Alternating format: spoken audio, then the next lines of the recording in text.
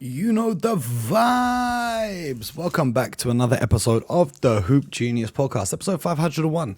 You're just rocking with me today. BJ's busy packing. He's flying somewhere tomorrow, so it's going to be just me tomorrow, unless I can get Scott or another friend of the show. Who knows? Might have a surprise in store. But anyway, let's talk about it.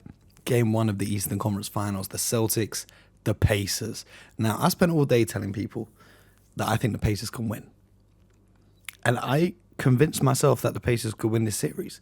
I thought there's a lot of reasons why.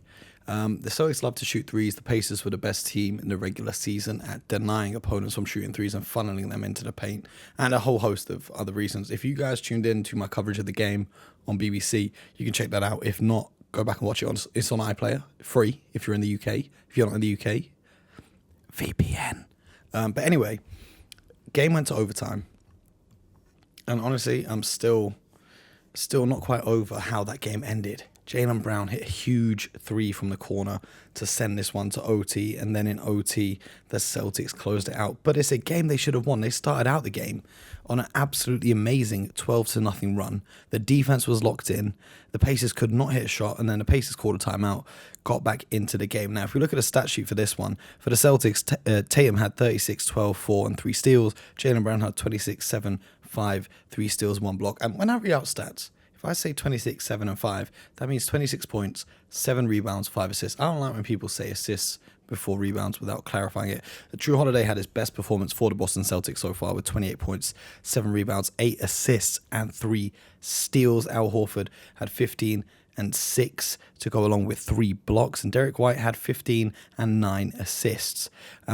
Peyton Pritchard was really the only one off the bench. He gave them 8 points. Luke Cornett gave them 5, but the bench was abysmal. I don't know if Joe Mazzulla is going to have to turn into Tom Thibodeau in this series and for the rest of the NBA playoffs because the bench guys outside of Pritchard aren't really giving you much. And for the Pacers, Tyrese Halliburton, 25 points, 10 assists. Miles Turner, 23 points, 10 assists, 2 blocks. Pascal Siakam, 24 points, 12 rebounds, 7 assists. Neesmith gave them 14 and 2 steals. Nembhard gave them 12 and 7 assists. And then off the bench, Obi Toppin gave them 15. TJ McConnell gave them 13. Ben Shepherd hit a bucket as well. So on the stat sheet, here's the things that stood out to me. The Pacers won the rebounding battle just by 1. But this is an area where I expected the Celtics to come out and dominate. The Pacers moved the ball very well. They came up with 38 assists on their 53 made field goals.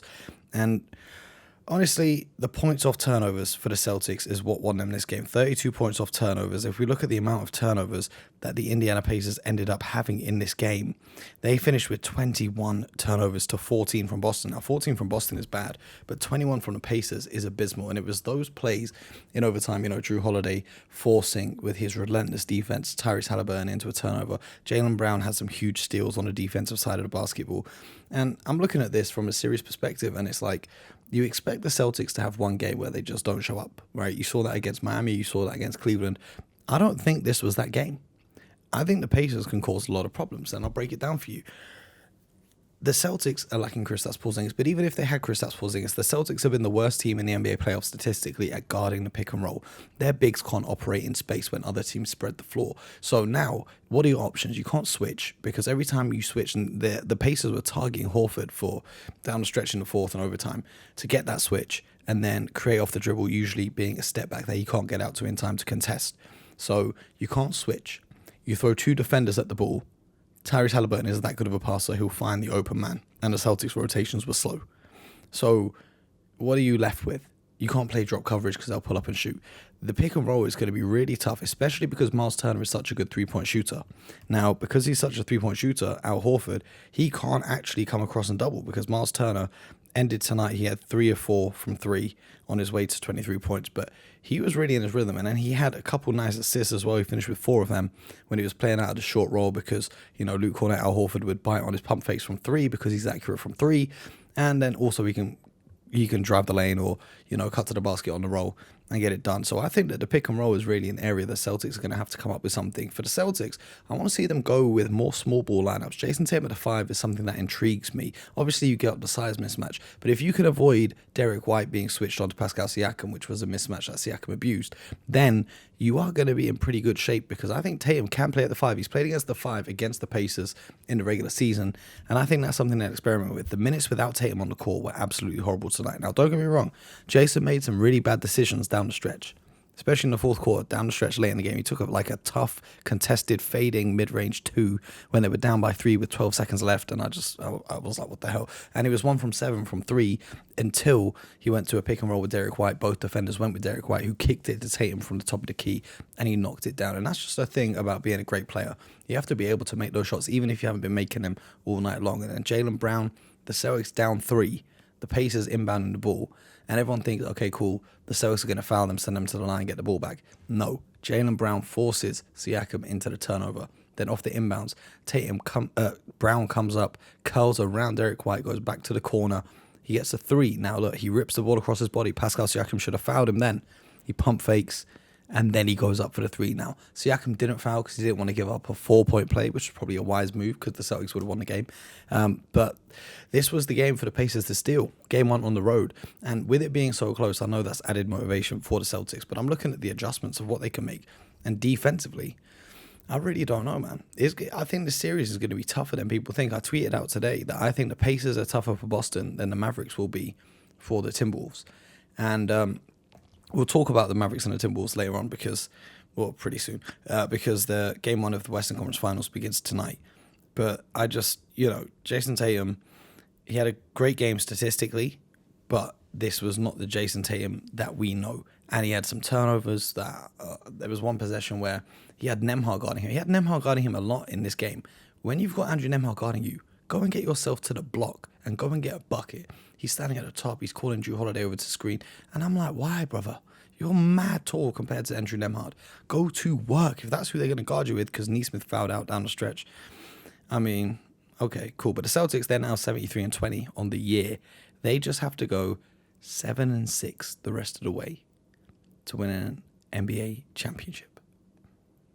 They're 7 wins away from an NBA championship.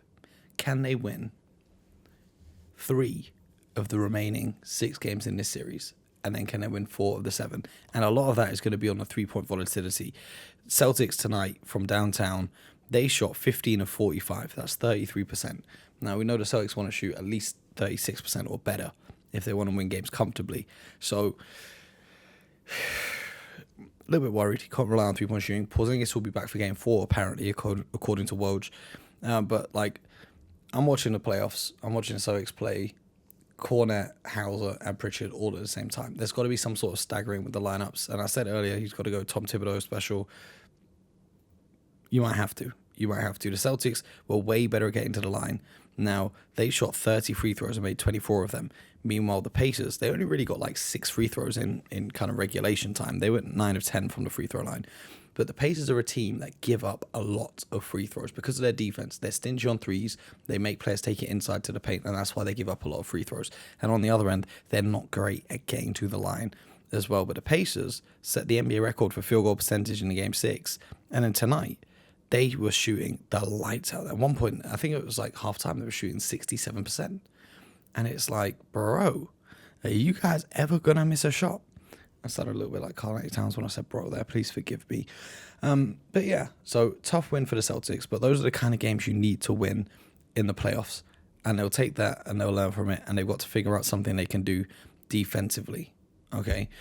Now, Western Conference Finals, Dallas and Timberwolves. I'm picking the Timberwolves for this one. Reason being, they've got great interior defenders. Rudy Gobert can erase those lob threats to Gafford and PJ and Lively, And defensively on the perimeter, Anthony Edwards, Jaden McDaniels, Nickeil Alexander-Walker. Those are 3 guys. If you're going to pick anyone to guard Kyrie Irving and Luka Doncic, you're going to pick those 3 guys that are left in the playoffs. I mean, obviously Drew Holiday as well, but he's in the East. And I just think defensively, they might just have Dallas's number. And then the main reason why I'm rolling with the Timberwolves is Luka Doncic's health concerns me. Luka's health concerns me. Also, Maxi Kleber not being back, that gets rid of a lot of the lineup versatility that you might need against this Timberwolves team rather than an OKC team who they could get by. So I'm rocking with the Minnesota Timberwolves. They've got all the momentum with them. Obviously, I know the Mavericks won their series, but winning that Game 7 on the road in Denver, that's got to give you a psychological edge. So it's interesting. It's interesting. The keys for Game 1, I'm going to look at how Luka deals with that pressure, because I know they're going to go try and pressure him full court because they know he's on a bad leg, try and run his stamina down. Can Kyrie Irving still do what Kyrie Irving does? Because we've seen Anthony Edwards absolutely clamp him before in a few possessions that I was watching just now. So it's going to be interesting how that goes, because outside of those two, they don't really have guys that can create for themselves. They don't really have guys that can create without Luka or Kyrie feeding them the ball. So it's going to be interesting, because the Timberwolves were built to beat the Denver Nuggets. They weren't built to beat the Mavericks, but I think the Nuggets obviously better than the Mavericks. But yeah, that's that. I would love Luka and Kyrie to prove me wrong, but I still think the Timberwolves are on track to win an NBA championship. Tough series if Luka's healthy, but only time will tell. It's a quick episode from me today. BJ's not here. Just a quick little update, because I waited up for an hour and a half. It's now 5:45 in the morning, so I waited an hour and a half. But he can't make it, unfortunately. But we'll be back. He'll be back. And the podcast is going to keep rolling. I appreciate all the love you guys sent me for 500 episodes. It really means a lot. That's why we do this, man. For you guys, the listeners. That's why we do 500 episodes. And we're going to do 500 more, and 500 after that, and 500 after that. We're going to keep it rolling. And appreciate you rocking with us. Subscribe, YouTube, Spotify, Apple. I hope the audio for this was okay. I'm in a hotel on my laptop, not my usual setup. But here we are. Also, back to the Celtics. Al Horford did not shoot the ball well from downtown. He was 3 of 12.